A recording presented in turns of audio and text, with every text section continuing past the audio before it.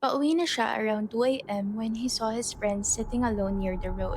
Kaso, for some reason, biglang kakaiba yung mga tanong nito habang naglalakad sila pauwi. This story came from one of our senders.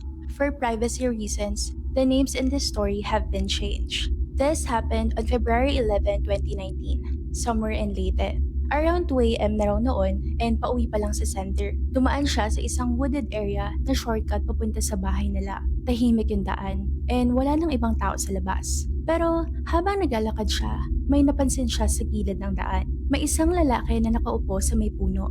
Paglapit niya, nakilala niya agad. Kaibigan niya. Let's call him Miko. Nakaupo lang si Miko sa tabi ng isang puno na parang may hinihintay at hindi mapakali. So, tinanong siya ni Sender, "Anong ginagawa mo dito ng ganitong oras? At sinong iniintay mo?" Pero hindi sumagot si Miko. Umiiling lang siya, then yumuko. Without saying a word, tumayo siya and sumabay kay Sender habang naglalakad pa uwi. Ramdam na ramdam raw ni Sender na may problema si Miko. Kaya habang naglalakad sila, paulit-ulit niya itong tinatanong, "Okay ka lang? May nangyari ba?" Pero wala pa ring sagot. Nakayuko lang si Miko habang naglalakad siya sa tabi niya. Until after a while, bigla itong tumigil. Then finally, nagsalita. "Kamusta na kaya si Ramil, no?" Doon nagtaka si Sender. Kasi si Ramil was also one of their friends. Pero matagal na itong namatay. Hindi niya alam kung bakit bigla itong tinanong ni Miko. Pero binaliwala niya na lang. Sinagot niya na, "Si Ramil? Okay yun. Sigurado nasa masayang lugar na yun."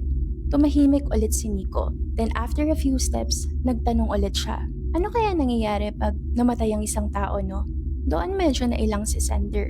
So sinagot niya na lang ng pabiro. "Aba, malay ko.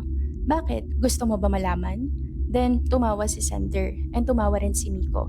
For a moment, nagtatawa na lang sila. Hindi na namalayan ni Sender na nasa tapat na pala siya ng bahay nila. So nagpaalam na siya kay Miko. Sabi niya, papasok na siya and umuwi na rin si Miko kasi sobrang late na. Malapit lang naman yung bahay ni Miko, so he wasn't worried. Before pumasok si Sender, ngumiti si Miko. Then, sabi niya, "Sige, salamat." After that, pumasok na rin si Sender ng bahay. And pagpasok niya, sinalubong agad siya ng sermon ng mom niya. Kanina pa raw siya tinatawagan, hindi raw siya sumasagot. Gabing-gabi na raw and hindi raw ba niya nabalitaan yung nangyari sa kaibigan niya. Doon nagulahan si Sender. So, tinanong niya, anong nangyari and sino? And that was when his mom answered, si Miko. His blood immediately went cold when he heard her say na Miko passed away earlier in the evening.